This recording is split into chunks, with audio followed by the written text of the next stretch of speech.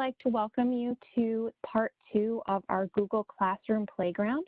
So it's going to be a little bit more in depth on the different types of things you can do with Google Classroom.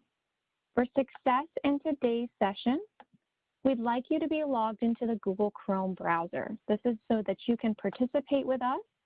At the same time, you're going to have to toggle between a few different tabs. So one of the tabs you're going to have WebEx open, and the other tab you're going to want to have Google Chrome open. This is so that you can enter a Google Classroom and participate in the hands-on activity, as well as see what we're doing over in WebEx and follow along. You might want to be taking some notes if you have a notepad, or you may use Google Keep, and then participate fully within our session.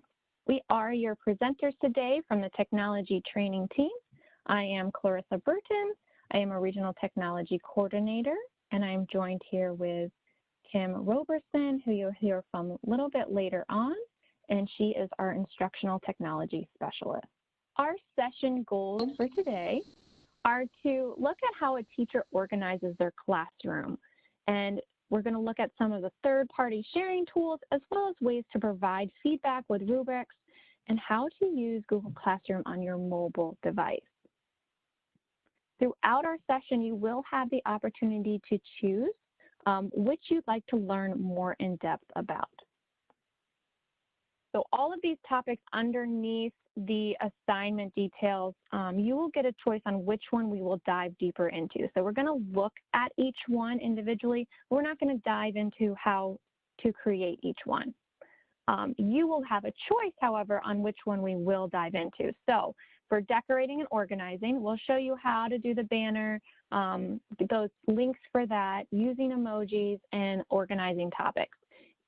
If you decide that you, as a group, we're all going to decide together, we all want to learn how to personalize a banner, then we're going to dive into how that's done.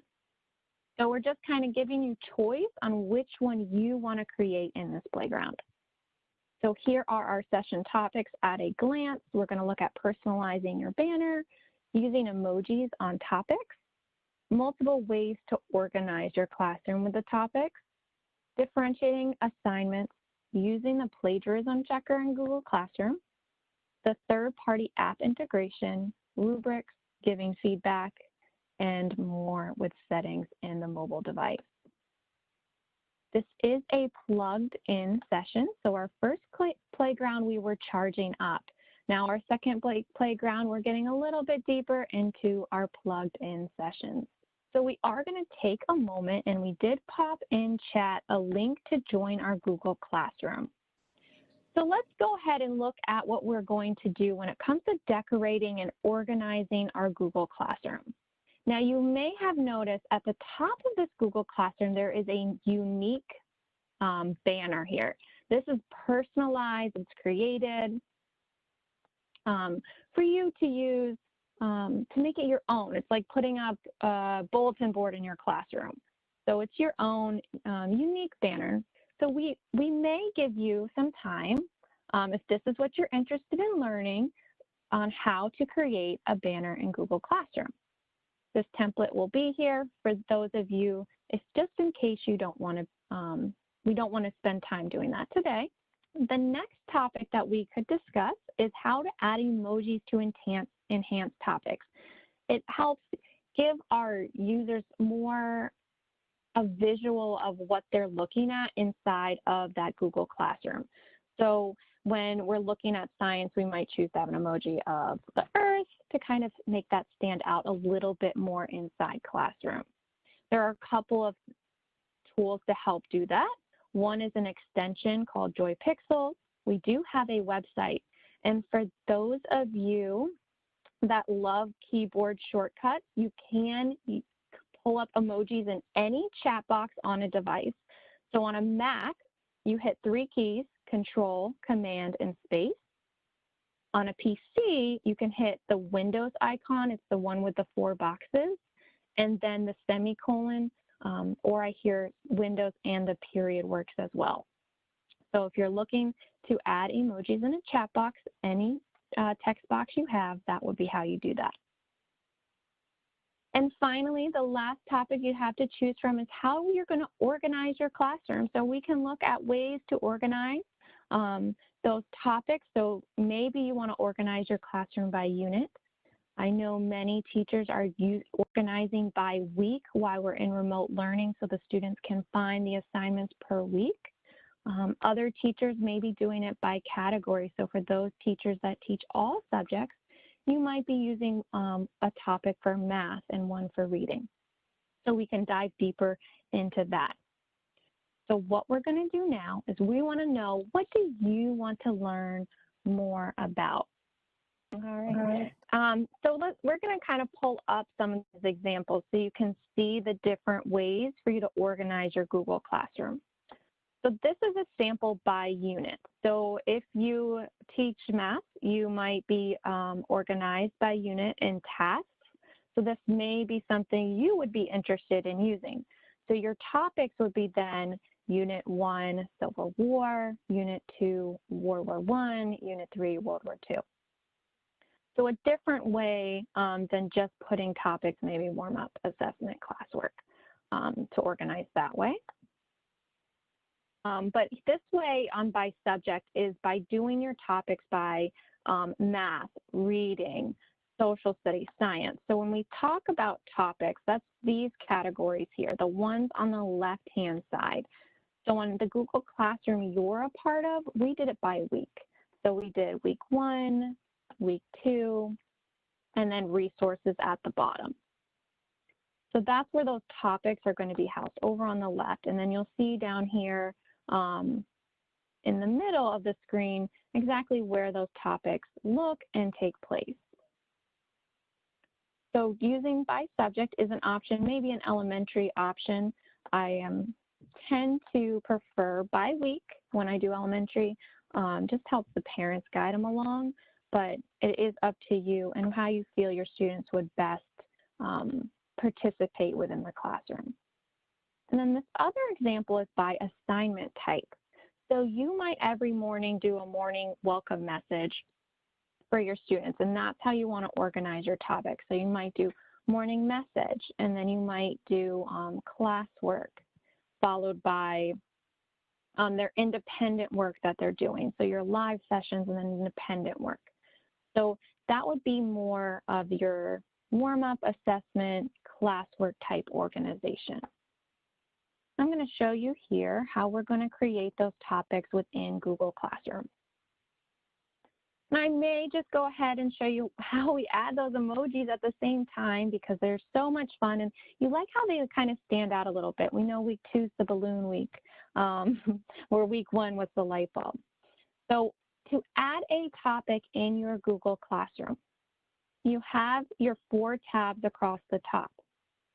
We're going to make sure that you're inside the classwork tab to create a topic. You can't do topics in Stream, you can only use them in classwork. So to create these files, you're going to go and select the Create button on your screen for underneath classwork. And you're going to go down and select Topic.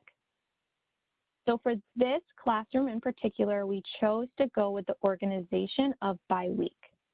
So here we would move on and we would have a third part of playground and we would have week 3. And we may want a fun emoji to go with this week. So I am going to pop up our emoji keyboard here.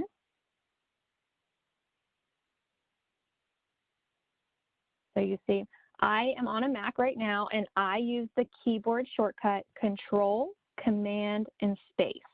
And that allowed me to pull up, if you have an Apple phone, an iPhone, it's the same emojis you might find on the iPhone. So here I can find an emoji for week 3. So they have all the animals. So maybe week 3, we're going to be dogs. And I just click on the emoji and it goes in here and then I'm going to select Add. So just a way to help your students find what you want them to do. And this can also help with your parents as well. So if they say, you haven't completed an assignment, oh, we can't use our Bitmojis, I don't believe. Could be something to try. But I believe it only works with a keyboard. So the difference is it does. Because in a Bitmoji over here, those are images themselves. So if I select my image, I'm copying it. Where the keyboard is actually part of like the keyboard on your computer. So that's going to be anything on your keyboard, the letters, the symbols. And what this is doing is actually like extending on your keyboard versus the image itself. But it would be really cool if we could. Yeah, so we can definitely show you again how we're going to do that. So we'll do create, and we'll go down and choose topic. It is the last choice in the classwork. And then we're going to go ahead and add an emoji just for fun. So on a Mac, you can do Control, Command, and the space bar. On a PC, you're going to find the Windows icon. So it's the 4 boxes that's at the bottom of your keyboard. And then you're going to choose the semicolon at the same time. And it pops up the same menu here. So maybe week 3 is for the butterfly. Or week 4. And there's also on that site, on that slide when we go there, we have a website that's easy to use to add emojis. It also works as a keyboard as well as the extension. So you'll see on my keyboard or on my extension toolbar at the top, I do have a way to pull in emojis that way as well. So while you may be playing with topics and organizing your classroom more, add in chat, how do you feel like would be the best way for you to organize your classroom? I like, to Amy's point, she pointed out that as a school, they decided to organize by week, which is very helpful if you have parents with students at multiple grade levels, right? They kind of understand the organization. So that was a good idea for your school, Amy. I see some other people mentioning by subject, um, by color. That's interesting, Grace. I'm curious to know what that means. By subject, I would assume that maybe your students are the same groups of students that you see all the time, so it's easier for you to organize by subject. And Latanya is asking any suggestions on what to do because it's getting a little crowded. So to her point, perhaps,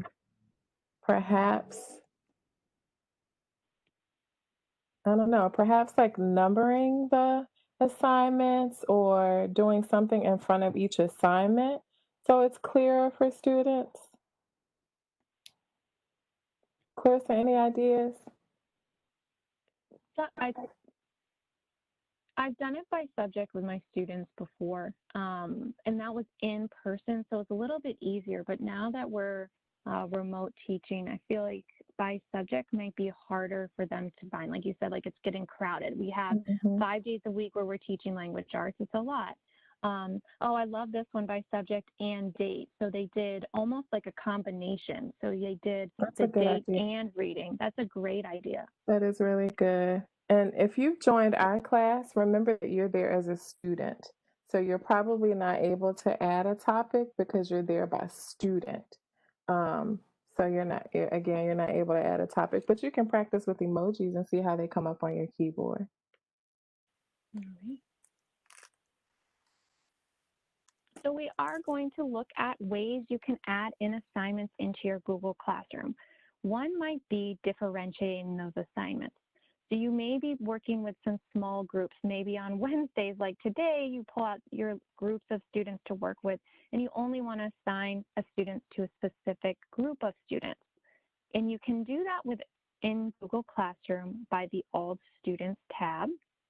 So really great also if you're going to use group work. If you ever decide you're getting really comfortable with this and you want students to work together, you can assign group work the same way as when you differentiate. So we can dive into that a little bit more if that's something you are interested in. Or there is the plagiarism checker. So you do get 5 originality reports per classroom. And what the originality report does is it flags the student assignment for copying and pasting from other websites and materials to make sure that the student's work is original. So they do call it an originality report.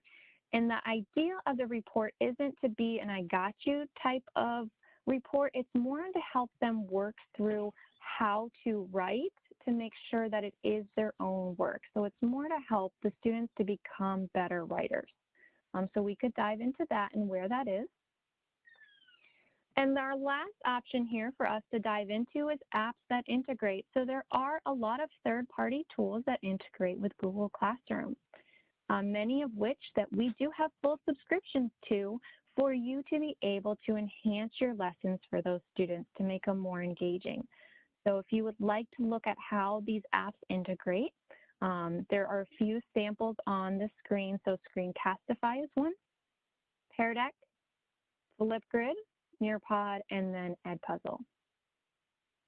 All right, I'm closing that poll and you'll be able to see the results, but third-party apps did come up as a favorite. And I'm just curious, as you were choosing third-party apps, put in chat, which one do you use the most often? I'm just curious which third-party app that you use with your students or that you're interested in using. A little bit of mix here. I'm going to go ahead, and it looks like a good mix between Nearpod and Pear Deck, and I do have, and Screencastify, I do have a Pear Deck presentation here, and I'm just going to pull up so we can look at how that tool integrates. Now with Pear Deck, they actually have a second part of adding it to Classroom. And it's one of their settings on their screen. So on the Pear Deck module, you do have to sign into Pear Deck directly to make sure Google Classroom is turned on. I'm going to pull up Pear Deck so we can look at those settings. Nearpod is a little bit easier because you don't have to go to multiple places. I'm going to sign in.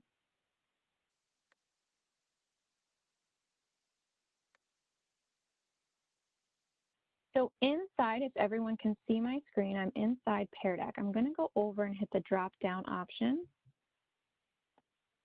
Everyone should have a crown above their face.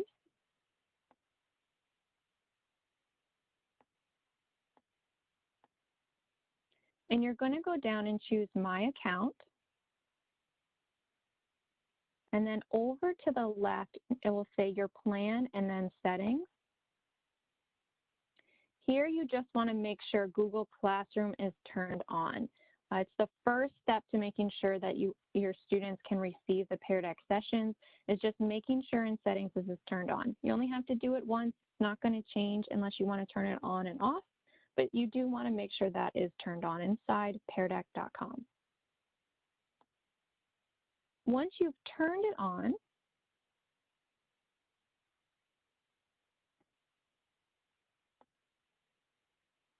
you can go to your Pear Deck lesson. So again, Pear Deck is an add-on within Google Slides. Nearpod does have this option as an add-on as well. Here is the Pear Deck add-on. So you're going to want to open that up. Once it's open, you're going to go to present the lesson. So you're going to start the lesson. You do have two choices, student paced or instructor paced. So the student paced is when you want the students to work on their own at their own time. Where instructor pace is you going through the slides with them in a live time session. So I'm going to choose instructor paced. It's going to prompt a code for students to join, but it's also going to give me a few other options. One is going to be a link, and the other you'll see I have a Google Classroom little icon button when it loads here. So now that it is loaded, I could choose give students a link, and that link I could add into my Google Classroom.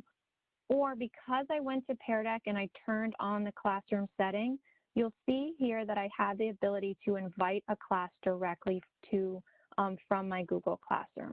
So I'm going to choose Invite Class. It's going to connect to my Google Classrooms, and hopefully it will go fairly quickly. I do have a lot of classrooms. And I will choose our classroom we have for you today and choose Invite this section. From there, everyone in the Google Classroom receives a link to join. And you're already connected. You don't have to join this. This is just our Pear Deck training, but it's just to show you that's one way for you to invite your students. And the other way to connect your students is this link here. You can choose Give Students a Link. From there, you'll go to your Google Classroom. Under the Classwork tab, you will choose Create and Assignment. So this will be Pear Deck Sample. Underneath the title and instructions, you may want to put in the code for Nearpod and Pear Deck. I always recommend adding that code just in case they can't get in. It's always good to have that backup there for them. Then I'm going to choose Add and then Link. I will paste the link in, so I Command V on my keyboard and choose Add Link.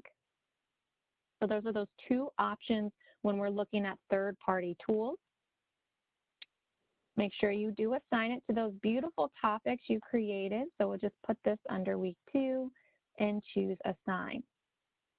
For my teachers that work with only specific students, so I heard a little bit you work with you're a research teacher and you only work with some students, you could choose to only assign this Pear Deck to maybe the first 4 people or whoever was in that group. So there's that way to differentiate and then choose to assign.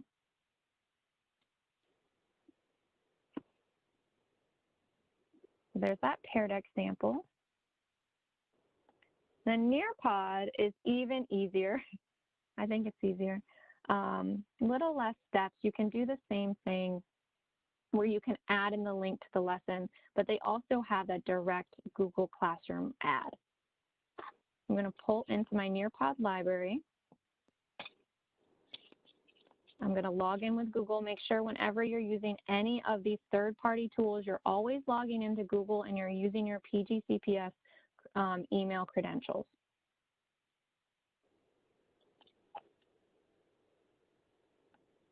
So you see I do have a session. Well, I have a few sessions here. Some are saved, some are not. I'm going to choose my student paced Nearpod lesson. You can do live participation or that student pace. So again, student pace is going to be that independent activity, maybe your Wednesday activity or after you meet with your small groups during reading lessons. I am going to choose live paced again.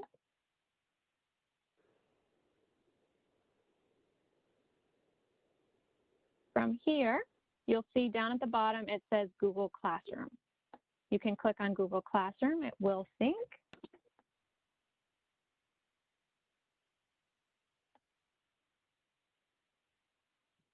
This pop-up is a little bit different than the one we saw in Pear Deck. This pop-up is very similar to most third-party tools. So what it will do is it'll ask you to share to which classroom. You'll choose, so this one will do that the T3 playground, and then you'll make an action. So the action would be, I want this to be assignment for my students. They're going to work through this. Then you're going to select Go, and we'll do Nearpod sample. Again, if I wanted to make this differentiated, all I have to do is underneath the 4 for my classrooms are listed, I'm going to choose students, uncheck all students, and select those students I want the Nearpod lesson to go to. Again, scroll all the way down. You can still organize by those topics we did earlier. So we're going to say week 2, and then I'm going to choose to assign. And you can view it. So after you've posted it, if you just want to make sure everything's right, select View. It will take you into your Google Classroom where you can see what that looked like. You do have the ability to edit. So you'll see I have my Nearpod sample. Only 5 students were given this assignment, and they can click on the Nearpod assignment and go right to it. instead of having to go to multiple places.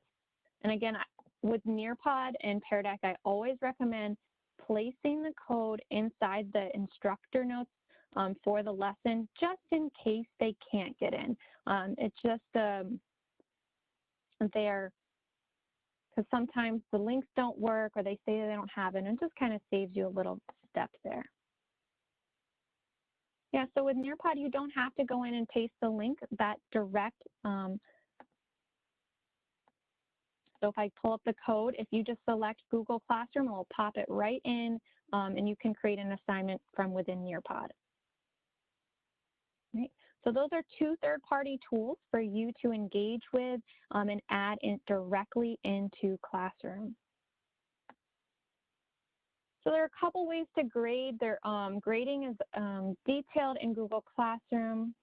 One advanced feature is the ability to use rubrics. So a newer feature came out, I believe, last year now. It was in beta mode. It's full out to everyone now.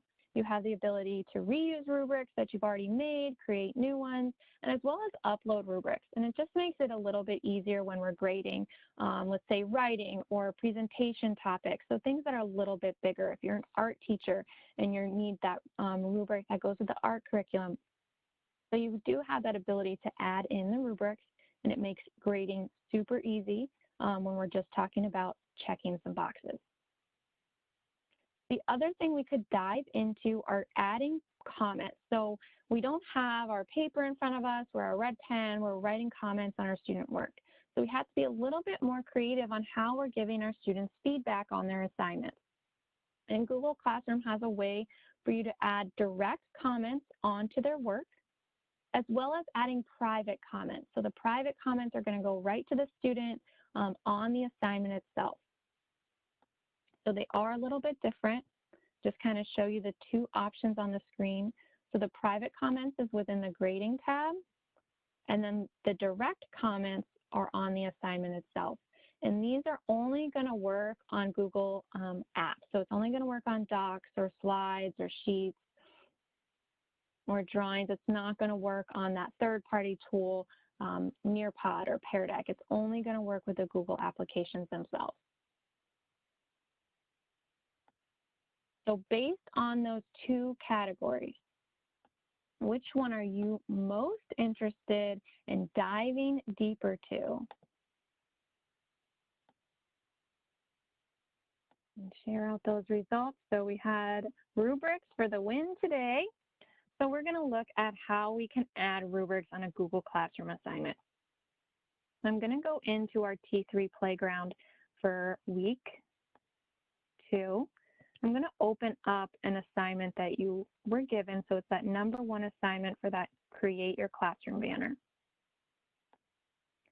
You can edit any assignment and add a rubric in at any time, or you can create it when you originally make the assignment itself.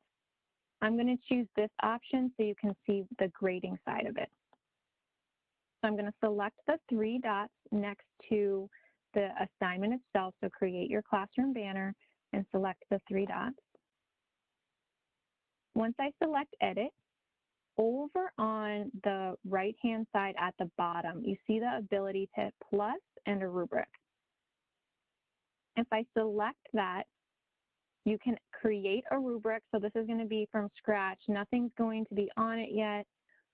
Once you've made this original rubric, you can reuse it multiple times. So once you select reuse, it's just selecting the assignment it's from. So an easy way for you to not have to keep typing the same information again. And then that last option is to import from Google Sheets. So if you've made a rubric in Google Sheets before, you have the ability to import it there. So I'm going to choose to create rubric.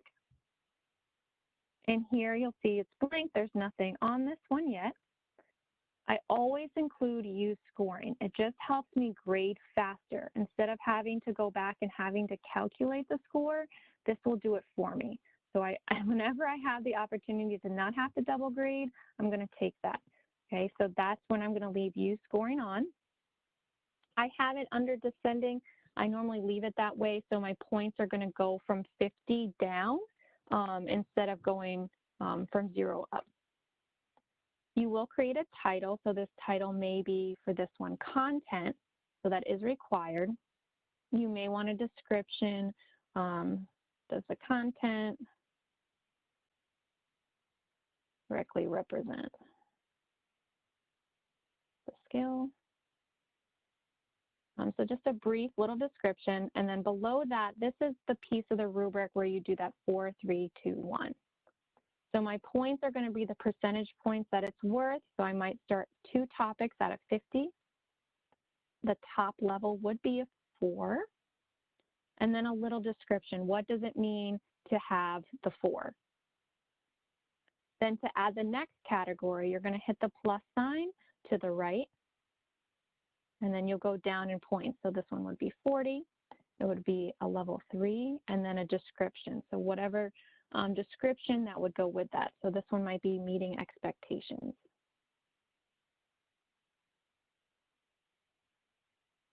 And then we'd hit the plus sign and we continue on. So this one would be 30. This would be a level 2. And this one might be below expectations. And then the descriptions that would go with that. Now from here, you can select the add criterion down at the bottom, and this would give me another blank section where I would type everything again. I like to save time, so I'm going to hit these 3 dots and just delete this. So instead of having to do that, I'm going to go up to that top of content and over to that right-hand side where I'm going to select the 3 dots and choose duplicate criterion. And it's just going to put all the points and information here again, so I don't have to type it.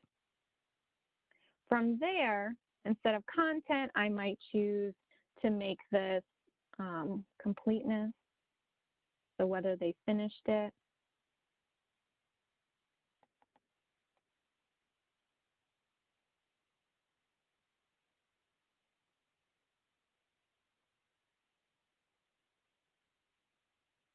So maybe they only did some of it and not the whole thing. And then all of my points here are gathered from the top where I duplicated it. So just, again, saving you time as much as possible. So now we have a 2 content rubric. It's out of 100 points. You'll see that up here at the top right. And from there, all you have to do is select Save.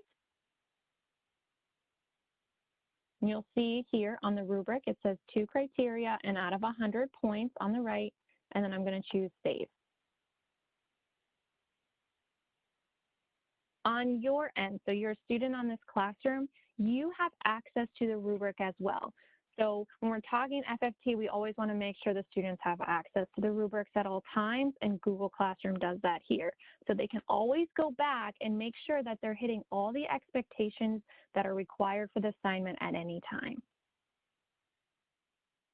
Any questions on creating the rubric before I get into the really cool grading piece?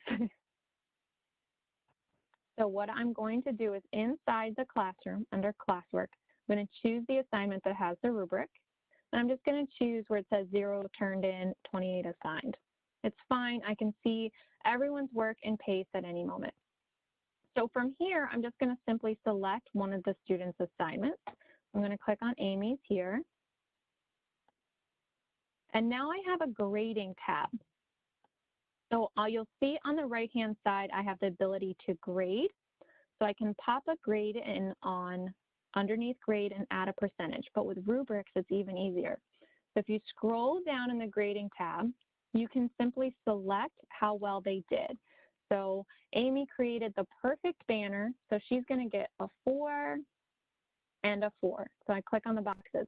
You'll see it graded it itself.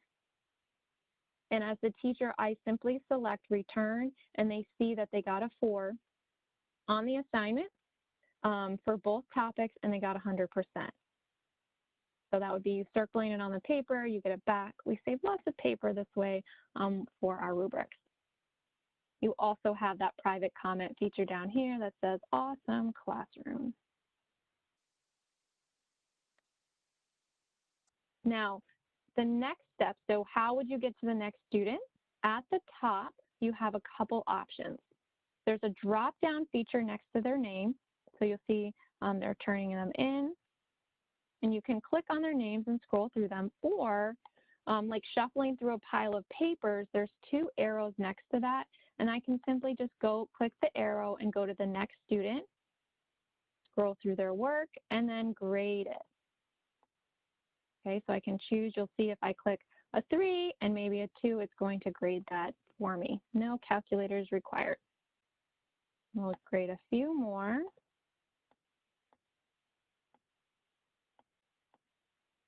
It's very quick grader here. I can look through everything really fast. And then once you're done, so I haven't clicked return yet.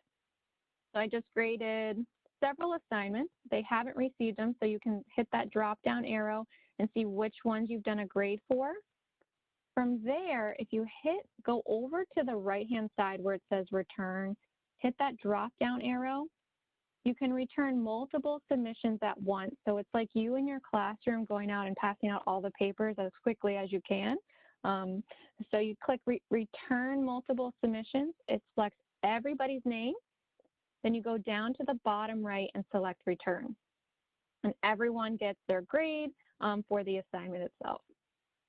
All right, we have a few more tips that we're going to give you on settings and then this really cool mobile device features that are available for you. At this point, we're going to talk a little bit about settings. So there are settings that you have for each individual classroom itself, but I'm going to show you some settings for all of your classes. This is particularly helpful for my resource teachers who are probably co-teachers in multiple classes, and the next thing you know, your email is flooded with a whole bunch of different notifications. So I'm going to show you how you can adjust some of those.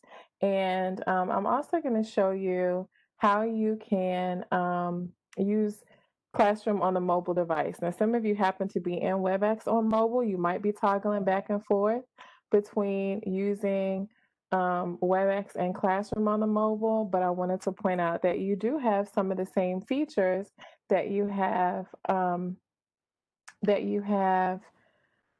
your desktop when you're using Classroom. So to point out, teachers on a mobile can essentially do everything except archive a class, and you can't see the to review feature, which essentially shows you things that you need to look at across all your classes. You'll see that in just a second because it's in settings. Students can pretty much do everything that they can do on the screen, with the exception of reviewing and to-do lists that might be difficult for them to see as a student. But the 2 cool things that are kind of hidden gems on a mobile device that you can't do on a computer is what you see in the center of the screen. There's a student selector. It's like the old school equity stick. And of course, you can annotate on some assignments. So I'm going to jump in to Classroom at this point and kind of point out the settings first. So right now I am in Classroom, and the settings gear that I see at the top of this Classroom window up here in the top right is actually for this one class. So that's not what I'm talking about. I'm going to back up and I'm going to look at all of my classes. So feel free to follow me here if you like. So I'm going to click on the 3 dots, the 3 lines up in the top left corner. When I click there, I'm able to see classes. So that's essentially the same screen that you're able to see when you initially come to your classroom. So you're able to see all your classes, right? So from here, I wanted to point out that these features are new, actually. So teachers and students, you have a to-do list, which shows you anything that is assigned or missing or done. As long as a due date is associated with it, you're able to see that work across all of your classes. And students, of course, can see this too. You have a to review feature as a teacher. Now, students don't have a to review. So if there's some assignments that have been turned in that you need to review, it kind of shows you across all of your classes. So you'll notice how my icons kind of change to let me know they're across classes. It's letting you know like how many people have turned in your work, what's been assigned, and then, or you can drill down and kind of see it by class. But this, of course, is a feature for teachers that show you, and the due dates are super important because that's how the calendar is populated. So remember when you're assigning work to always assign a due date if you can. That also prevents your students from resubmitting back and forth, right? They can submit and unsubmit until the due date comes up and then it shows like missing. So keep that in mind with your due dates. And of course, the other thing that you can see is the calendar, which merges all of your assignments in one. With a calendar, it's probably really difficult to look at across all classrooms, but you have that option. What I really want to talk about though is from this window, I'm going to scroll all the way down to the bottom to my settings. Okay. So I'm going to click on settings here. And whatever I do on this screen controls my settings across all of my classes.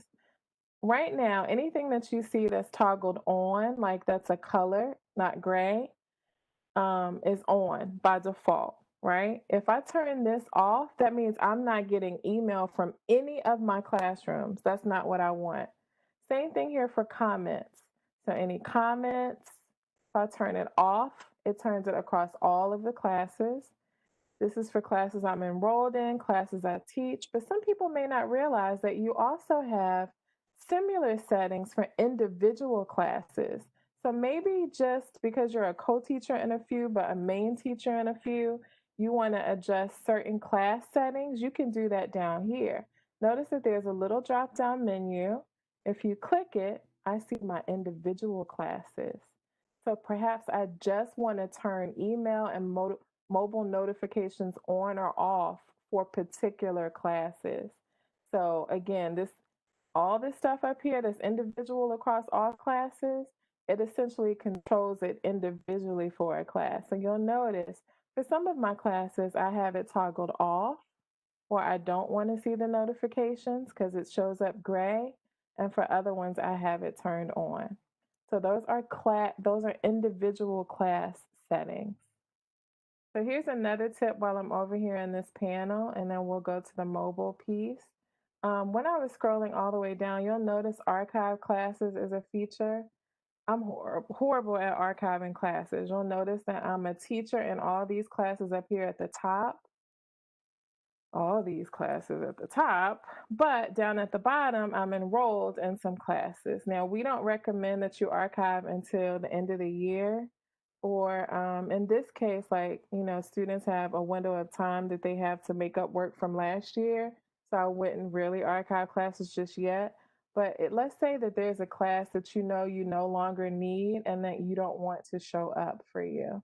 You can archive the class when you go to the Google Classroom home screen, if there's a class that you no longer want to see from here, the three dots that show up at the top of the panel gives you the option to move it, edit it, copy it, or archive it. So like this is my practice class and I can click archive. That means that access to whatever I've done in this class is lost, but I still see the work in my Google Drive folder.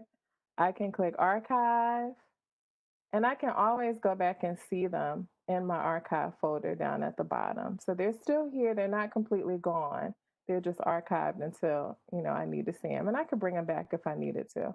So that's just a tip that clearly I forget to use because I have too many classes. All right. The last thing I'm going to show you before we disappear is I am going to stop sharing this way and I'm going to jump into mobile really quickly just to show you some different features that you can see on your mobile device. All right, so there you see my phone.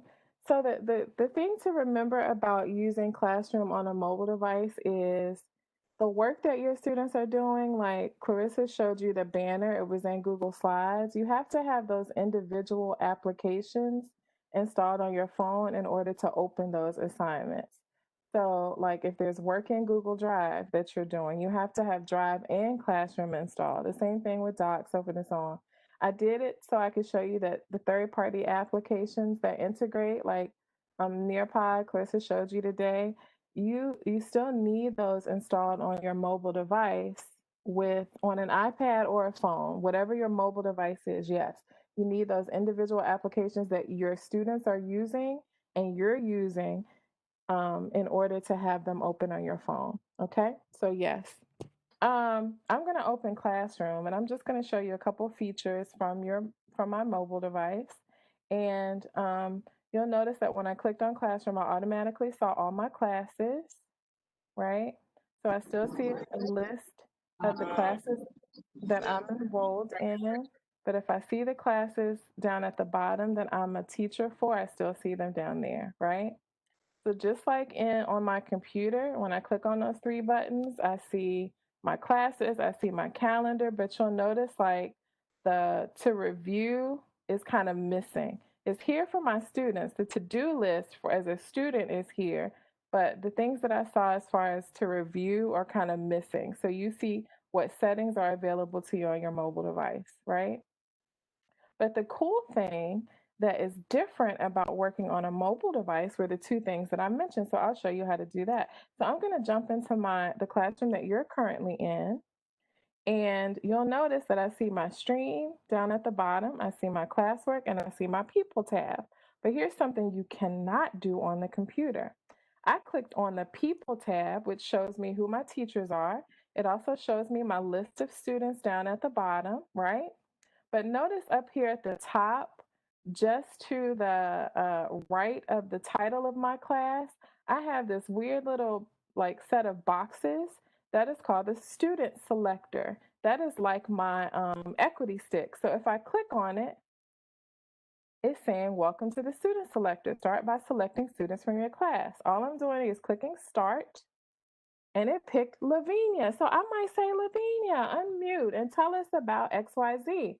So when I do that, maybe she's absent or I decide to call her back later. I can click, I'll call her again later, but this time it shows me Tia. So that's a student selector. So it's just giving me names of people that I can call on randomly. So you might just have it open on your phone while you're teaching, just, to help you engage. Because I know your students aren't talking to y'all sometimes, or they might not be showing their cameras sometimes. So you could pull out your phone and just go into your classroom and use the student collect selector. When I click next, it's showing me who I picked. So again, you can kind of see how that works. All I'm doing is clicking next and it's cycling through my students. So I'm making sure I'm equitable about how I'm calling their name. I can click reset if for whatever reason I want to start again. It's just reminding me, Kim, you didn't pick all your kids. Either way, it's okay. I can just reset. So it just pulls your list from your people tab of your list of students. So that's how that works. The other thing I wanted to show you while I'm here in my class, and I'll just click on the three dots and go back to my class and go back to this time I'll go to the classwork tab, is I wanted to show you that you can annotate on students' assignments. So let's see, I think you guys are working on a classroom banner. So when I look at the classroom banner, I can see one student has turned it in. I can see 21 have assigned the work. So when I click on Phyllis's name, because I see that she's worked on her work, I can actually click on her assignment, and this happens to be in a Google slide. Up at the top of my screen, next to Phyllis's name, I have a little pencil to the right of it. When I click that pencil, it actually gives me some drawing options down at the bottom. So I could use, let's see, notice that I'm messing it up, but this is fat fingers, but I can point out specific things with my finger. I'm just annotating with my finger. If you happen to have a stylus, it works fine too. Um, because I messed all that up, I'm going to erase the things that I added.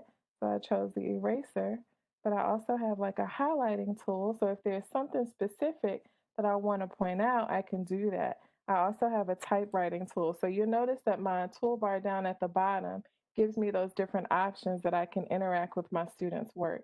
So all I didn't want to mess it up, but all I did is I went into an assignment that my students submitted to be able to annotate on their work. All right. So those are two features. Actually, I have to grade it first, but those are two features that are available only on mobile that aren't available anywhere else. Any questions about settings or annotating or any of the mobile features that we just kind of talked about? So understand that this is not a sprint. This is a long marathon that we're all working in.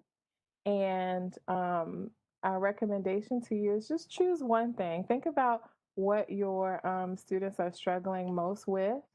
and decide what might make sense to you in terms of the way that you want to adjust or make changes in your class. And then you might decide to choose one thing to get to know a little bit better, but it doesn't mean that you can't give your students choice, right? So your students might be familiar with a few more things. So when they're doing an assignment, you might say, we're doing it in Nearpod, but if you happen to know another tool that will allow you to do this work, allow them, to show you what they know. And rubrics are a really good thing to help with that student choice. So again, are there any questions? Because if not, we have about 6 minutes and we're going to end out this session. So, Latanya, you asked specifically about Cami. So, um, just because we haven't completed all the features, we haven't completed everything that we need to do district wide to have Cami, but Cami also has like a share the classroom feature. And when you do it, the students are able to turn in a Cami assignment. So we might, because you're using Cami for free, you might not be able to see all that. And once we get everything straight and accounts, we'll start doing Cami sessions. We have some planned, and we're working very feverishly with the company to try to get everything squared away. Um, but it's taken longer than we had hoped. So as soon as we get those things, look for our sessions. They're either usually on Tuesdays or Wednesday nights from 4 to 5:30. And if you can't come, we always post the recordings. Give us a few days to go back and take a look at the recordings and resources. But we are working really hard to try to get the other tools that we purchased available to you. So Cami is one of those. All right. So we are Clarissa and Kim, who work for the technology training team. But don't forget, we have resources on our website that you can always go back and take a look at. And I will, since you found us today, you probably already knew about this class, but I'm going to point out that all of our webinar recordings are available to you under the webinar recordings page. Feel free to scroll until you find something that you're interested in seeing. Or if you want something quick on the digital tools page, you can find very specific information about any of the things that we have shown you, like Clarissa showed you Nearpod and Pear Deck. So feel free to jump into any of those and and kind of work your way through with various resources, whether they're videos or links to different documents or documents themselves, PDFs or other presentations. Feel free to do that at your own pace and know that we are here as a team to support you. There are several of us who are assigned to support you at different schools. So if you need some extra help after today, feel free to reach out to us. But you also are assigned a person to support your school from our office. If you click on that little drop down, you're able to see who those people are for your school. So you can just send them an email and they can help you as well. So thank you so much for giving up more of your afternoon time to be here to learn more about how to level up your classroom. Thank you.